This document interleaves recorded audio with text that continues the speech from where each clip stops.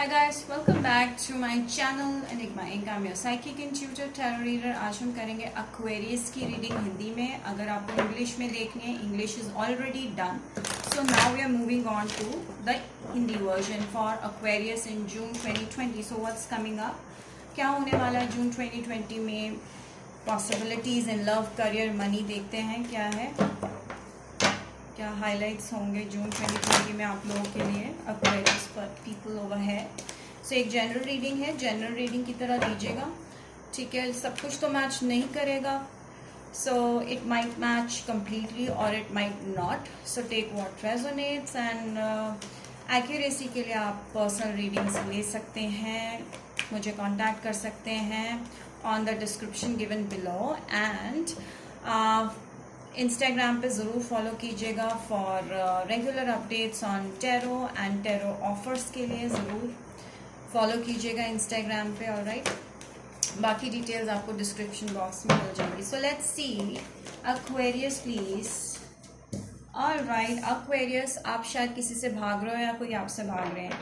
ये Libra, Gemini, Aquarius हो सकते हैं जिनके साथ आप डील कर रहे हो. सो आई फील कि एक जना बात करना चाहते हैं और दूसरा जना भाग रहा है.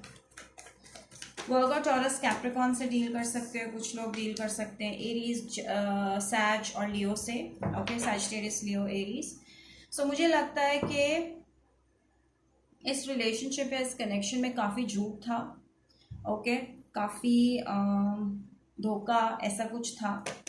तो आप दोनों में से एक जने ने ऐसा किया. तो एक जना जो है चेजर है और दूसरा रनर है.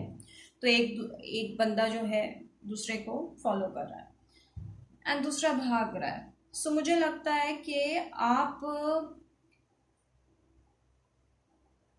Late me see more, please give me more cards. Aquarius please. Alright, so शायद आपका किसी के साथ ऑनलाइन रिलेशनशिप बना था, कनेक्शन बना था और बिगिनिंग स्टेजेस थी, क्रश हुआ आपको. एंड ये पर्सन जो है ये काफ़ी on end of kind of person है, कंसिस्टेंट नहीं है और थोड़ा झूठ और थोड़ा इनफिडाइल या कह लो नॉट लॉयल. ठीक है, ये पर्सन जो भी है ये लॉयल नहीं है, या फिर ये आपके साथ कमिट नहीं करना चाहते और आप इनसे बात करना चाह रहे हो, या ये आपसे बात करना चाह रहे हो और आप कमिट नहीं करना चाहते. But what I feel is that कि एक्वेरियस ये आपकी एनर्जी है. आप बहुत ज़्यादा बाउंड फील कर रहे हो किसी की वजह से. बहुत ज़्यादा आप मेंटल स्ट्रेस ले रहे हो. शायद कोई आपको आपकी फीलिंग्स को रेसिप्रोकेट नहीं कर रहा या कोई आपसे बात नहीं करना चाह रहा. इसकी वजह से आप बहुत ज़्यादा स्ट्रेस ले रहे हो. या फिर ये रीज़न भी हो सकता है कि दूसरा पर्सन जो है वो आपसे बात करना चाह रहे हैं लेकिन आप उनको अवॉइड कर रहे हो और इसी वजह से आपको स्ट्रेस हो रहा है कि ये पर्सन आपको छोड़ नहीं रहे अकेला. ये भी हो सकता है. सो आई फील कि जून जो मंथ होगा आपके लिए बहुत ज़्यादा पॉजिटिव रहेगा. बिकॉज अभी तक थोड़ा सा स्ट्रेस था, थोड़ा झूठ था इस रिलेशनशिप में, या फिर on end of kind of relationship था, कुछ सेटल डाउन नहीं हो रहा था. सो मुझे लगता है कि आपने अब डिसाइड कर लिया है कि आप इस पर्सन को ब्लॉक कर देंगे. आपने शायद इनको ब्लॉक कर दिया है. सो ये पर्सन आपको बार बार आपके पास आ रहे हैं, आपसे बात करना चाह रहे हैं, पर ये कोई स्ट्रॉन्ग इमोशन नहीं दिखा रहे, स्ट्रॉन्ग कनेक्शन नहीं दिखा रहे, ऑनेस्ट नहीं है अपनी फीलिंग्स को लेकर. तो इसी वजह से मुझे ऐसा भी लगता है कि शायद आपसे सिर्फ अट्रैक्टेड है, कुछ इमोशनल बॉन्ड नहीं फील करते आपके लिए. सो इसीलिए आपने सोचा कि आप इनको इग्नोर कर देंगे और आप आगे मूव ऑन करेंगे. कुछ लोग की लाइफ में न्यू पर्सन आए हैं जो ऑनलाइन आए हैं एंड आप जून में काफ़ी पॉजिटिव रहोगे. सो आपने जो स्ट्रगल, जो स्ट्रेस फेस किया था, आप उससे बाहर निकल आओगे इन जून. एंड आप शायद किसी नए पर्सन के बारे में या नए पर्सन में इंटरेस्ट लेंगे.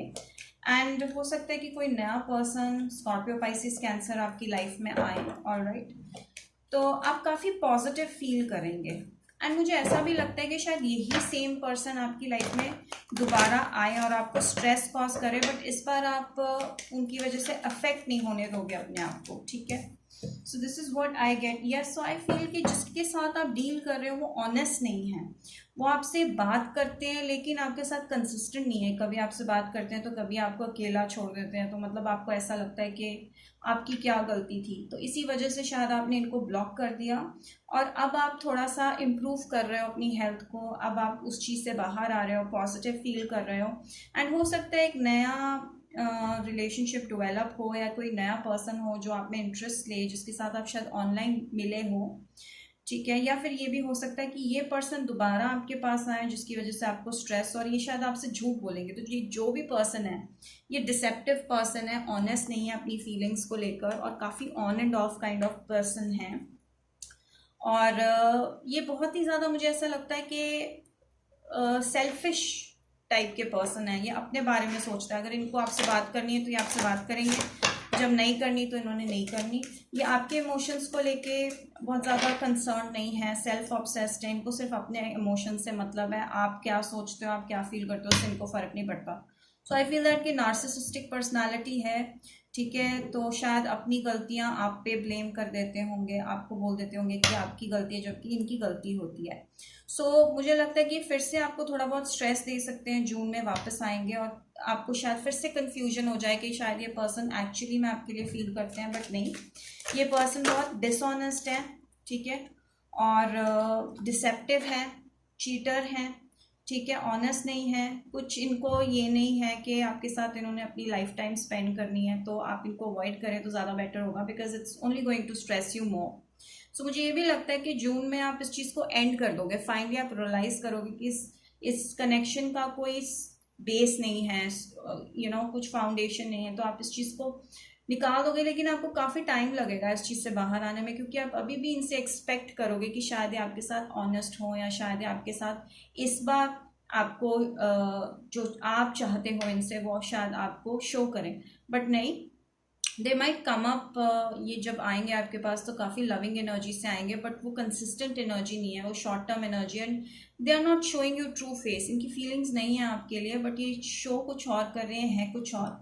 हो सकता है कि आप दोनों के बीच में कल्चर या कास्ट का डिफरेंस हो, बैकग्राउंड का डिफरेंस हो, एज का भी डिफरेंस हो सकता है, कुछ ऐसा डिफरेंस है, स्टेटस का डिफरेंस भी हो सकता है, जिसकी वजह से आप दोनों के बीच में कुछ स्ट्रांग डेवलप नहीं हो सकता। और मुझे ऐसा भी लगता है कि आप ज़्यादातर इनमें कंसर्न हो अपने आप को लेकर, आप सेल्फ लव पे फोकस नहीं कर रहे। आपको अपने ऊपर देखना चाहिए, आप अपने ऊपर वर्कआउट करो ना। अगर आप अपने आप से प्यार करोगे तो this person will like you obviously. So you need to love yourself first. So आप अपने ऊपर फोकस करो, ठीक है। अगर आप अपने ऊपर फोकस करोगे then you will obviously appear attractive लगोगे, और ये पर्सन को अट्रैक्ट करेगा। बट आई फील कि ये अपनी सेल्फ लव, ये सेल्फ ऑब्सेस्ड है और अपने आप से ज़्यादा प्यार करते हैं, और इनको आपके इमोशन से कोई कंसर्न नहीं है।